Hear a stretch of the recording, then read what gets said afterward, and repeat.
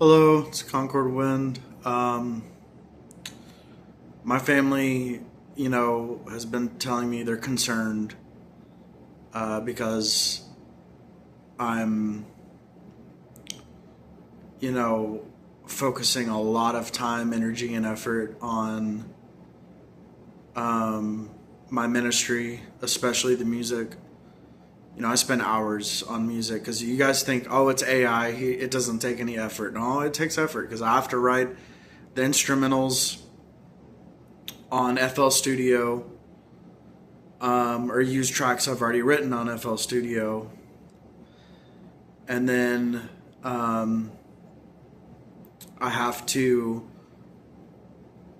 I do use AI to modify lyrics from CAG hymns and stuff, but some of the lyrics I write on my own. But the lyrics, even the lyrics that are edited or modified by I modify them again and go over them again and again, and then listen to the song before I upload it to make sure I didn't miss anything and the lyrics are, good. And I have to think of different prompts to use in the AI generator, and a lot of times I don't get it right the first time. I have to regenerate over and over and listen to the whole thing, and then listen to other versions and think, well, which is the best version of this song, before I upload it. Anyways, it's very time consuming, but the point is that my family, like, they want to they want to see me, have other interests besides God, which I do have other interests besides God. But I just thought, it just gave me an idea because season 4 of ReZero started, and I love ReZero. I mean, I've got so much ReZero merch. Even my debit card has a ReZero cover on it. Two of my debit cards have ReZero covers on them, and I've got another cover. I'm thinking about putting on my food stamps card. um, but since it'd be hard to tell my cards apart, I'd have to look at the back and stuff. But I just wanted to show the books I've got, which the novels. So this is volume 22. I've read all this, and I've read all 21. I don't have a physical copy of 21. 21 volume 21 is very hard to find. It's always sold out. But I have a digital copy of volume 21 that I paid for. That's volume 22. That's Shala. She's dressing appropriately, unless she's going to the beach. Which, if you've read these books, she's not going to the beach. And then this guy's dressing appropriately as well. This is volume 23. That's Reed Estrella. Yeah, he's a really tough guy, but he's also an obstacle. This is volume 22. Now that little girl's dressed appropriately, That is, I think her name's Maya. Can't remember for sure. That's the back of that. I haven't read. No, wait. I did read this one, didn't I? Wow. Because that's volume 24. No, wait. No, I skipped this one. I skipped this one because in this one, Subaru. Well, I don't want to spoil anything. So, spoiler alert. If you haven't read ReZero or watched ReZero, in this volume, Subaru's memories are gone. So I didn't want to read through Subaru not having his memories. I just not into that. But he gets his memories back in this one. And this is the one I'm currently on. You can see how much I've read. This is my bookmark, and I think my bookmark's pretty cool. It's really pretty. It's got the flowers. It says, "Be still and know that He is God."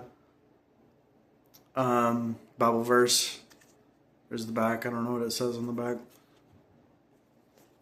So this is where I am. I'm here. And by the way, just so you know who these three are, these are the Gluttony siblings. There's I can't remember their names. I know one of them's named Roy. But these are the Gluttony siblings. They're really evil, and I hate them with a passion. I think they're absolutely disgusting, and they've caused so much pain and suffering. Actually, I'm going to leave this one out because I'm still reading it. I'm not going to put it with the others. And then volume 26. I haven't read. I haven't got here yet, so I don't know who those characters are. I have no idea. I don't know who those characters are. You know. Guess I'm gonna. How am I gonna order these? I guess I'll just. Yeah, I'll order them. Okay, I know how to order them. So I'll keep that right there. And the spoiler warning for Volume 27. If you haven't read Volume 27, I haven't read Volume 27, but the cover is a spoiler, you know, because we see. So if you haven't clicked off, you know, the cover is a spoiler because we see Rem is awake, which is really weird. I don't know how that happened, but that's Rem, blue hair. I don't know who these people are. I have no idea. But Rem is awake. So that's a spoiler. And then the newest one is Volume 28. I don't know who that is. She looks very Chinese. But this is the newest one. She's smoking a cigarette. I think she is smoking a cigarette on one of those long, like, 60s style cigarette holders. Guess that I don't know what that does. I don't know why anybody would use that, you know, but whatever. All right. So that's my ReZero collection. Well, I don't have there's volume 25. I had it separate. And the reason why I don't have any volumes before volume 21 is because I watched the show. I didn't feel the need to go back and read over what I've already seen.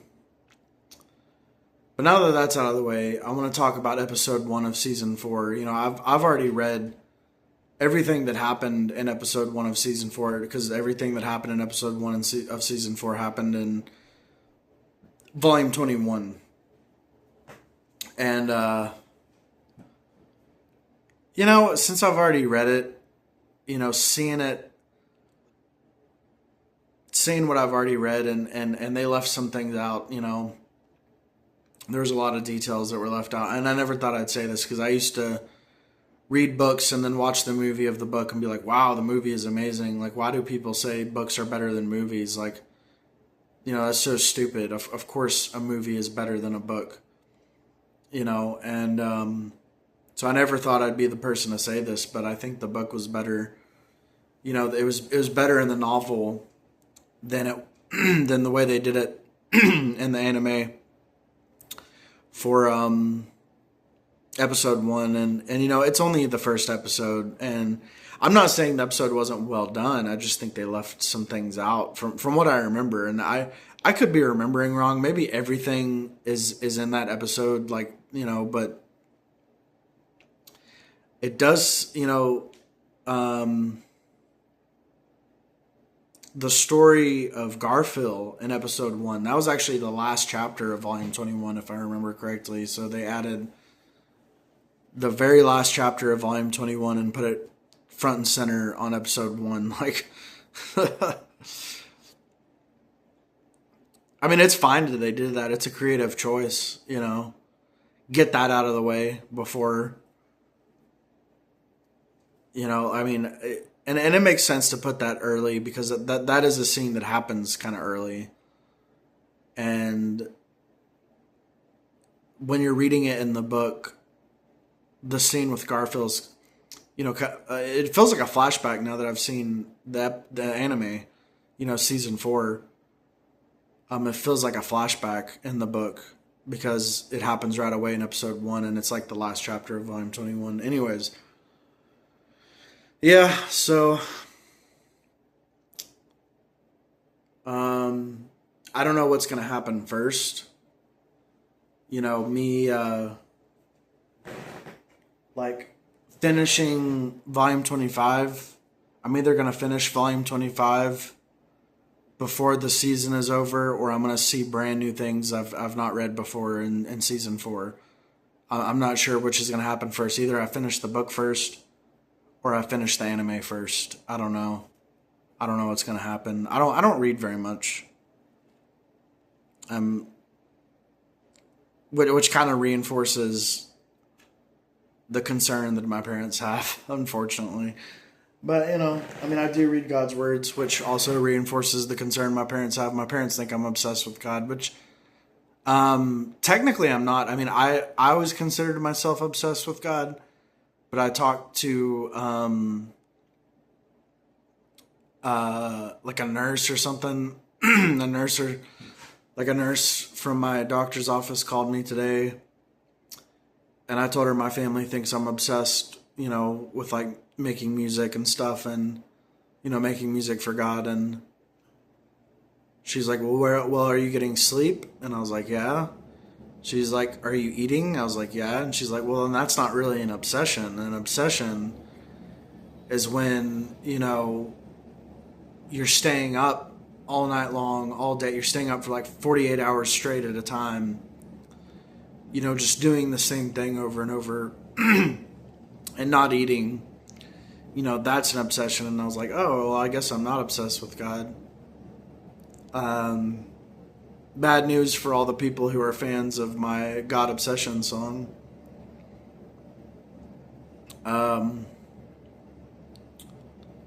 But, you know, I kind of consider myself obsessed. I mean, I just don't use the definition that nurse used. I think an obsession is when something is the central focus of your life. It could be a job. It could be your wife. It could be your children. It could be an anime. You know, it could be ReZero. You know. But for me, the central focus of my life is God. And I know I took a break today to make this video and talk about ReZero, but, you know, I don't know. But my family is concerned. And, you know, I think a lot of that comes from just, you know, the fact that I started on a new medication and they're worried it's not as effective as the old medication. So the timing is really bad because I just got Suno this month. You know, I paid for the full version of Suno. So I've been, you know, kind of I've been investing a lot of time into it because it's the first time in my life.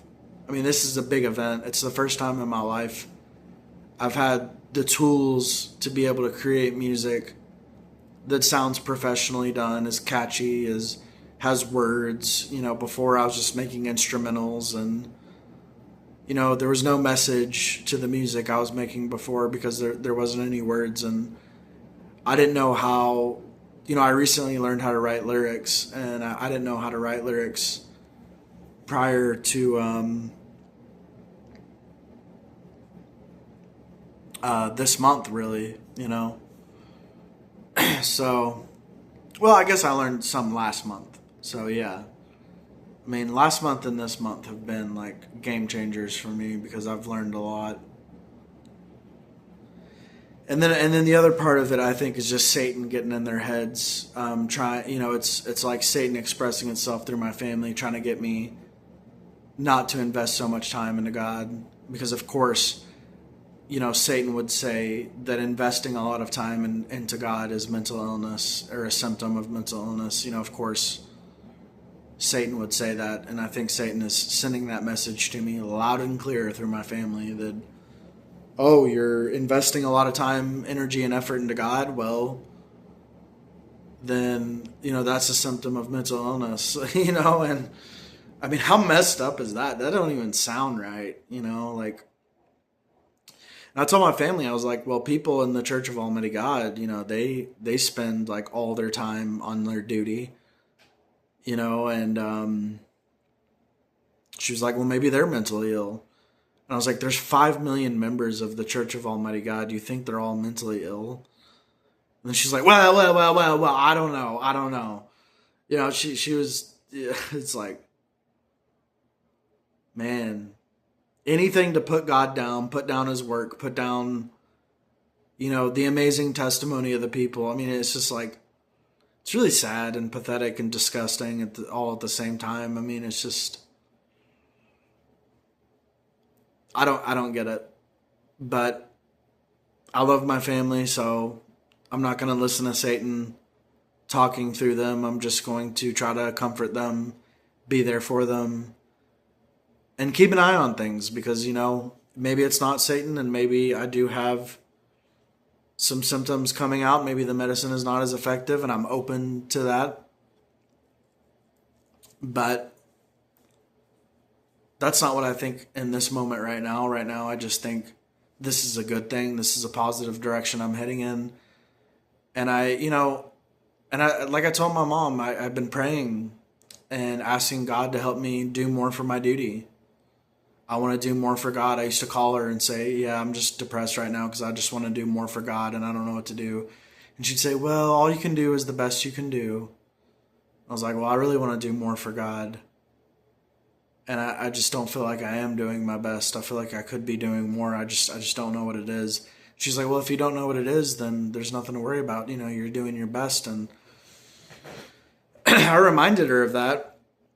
I think it's strange that she pretends like she doesn't remember that because for years I would call her and tell her I just want to do more for God. And now that I'm able to do more for God and I'm happy, she thinks I'm mentally ill. And it's like, I've been saying this for years. This is obviously an answered prayer, but you think it's mental illness, you know? And it's like, you know, and I wanted to say all that to her, but I don't want to hurt her feelings or anything. And I know it's like talking to a brick wall anyways. I mean, the point isn't going to get through to her. And I mean, we'll see what happens. I mean, maybe it is mental illness, but whether it's mental illness or not, it's an answered prayer because if I have to switch medications, if this medicine isn't as effective, guess what I'm going to be doing on the new medication? Exactly what I'm doing right now because this is my passion and this is what I've been praying for and this is what I've been wanting for a very long time. So even if I have to go back on my old medicine, I'm still going to be doing what I'm doing right now, you know, no matter what. I mean, this is just the way it is, you know? And so, yeah, I guess that's it. Thanks so much for watching. God bless. And if you haven't seen ReZero, you know, it's a good show. I mean, it's really violent and gory. I mean, so it's actually not that good, but the story is good. And it's got a good message, which is to never give up in the face of adversity, which is a message that resonates with me because I've faced so many obstacles in my life and I've been dealt a really bad hand in life. And I just, you know, I'm oh my goodness. I mean, if you guys like an underdog story, I mean, my story is definitely an underdog story. And I still haven't even like reached my full potential yet. Because I, as a matter of fact, I'm still very lowly and like, I'm still at the, you know, I'm still at the bottom right now, but I never give up. And I think that is a powerful testimony, you know, like I'm at the bottom, but I'm not giving up. And I may never climb out of the bottom, but I don't care because serving God is a commission that was given to me. It's my obligation. It's my duty. It's my responsibility. It's, you know, I'm obligated to serve the Creator because he created me. I mean, I don't need any other reason than that. And I enjoy serving the Creator because I find that he is lovely and, you know, I just see that he has done everything he can to instill the truth into me so that I can understand the truth and gain salvation. And he's done so much for me. I want to do things for him, you know. I don't want to just take from him. I want to give back to him, you know. And I think that's the attitude that all people should have. So, you know. And it definitely is because God's words say we should repay his love. So, and he doesn't say that because he expects it or he demands it. It's not like that. It's just he has to tell the truth, and sometimes the truth makes him seem like he is, kind of full of himself, but that's not the case, It's just that he has to tell the truth, and it's like, what would you do if you're God? Like, and you have to tell people that you're God. It sounds very arrogant to claim that you're God, but if you are God and you can only tell the truth, then you have to tell people you're God when if it is the time for you to tell people that you're God, and people can take that as very arrogant, but it's not. God is very humble, He just tells the truth. And so he says from the position of a created being, you should repay God's love. And so that sounds like he's asking, like he wants his love to be repaid, but he doesn't expect anything in return for the love that he gives to mankind. He doesn't. It's just that when he's teaching people how to be human, it's the truth that humans should desire to repay God's love. And so he expresses that. But it's not because he expects people to repay his love. It's because that's what people should do. You get that? So anyways, yeah. All right. Yeah, thanks so much for watching. God bless and goodbye.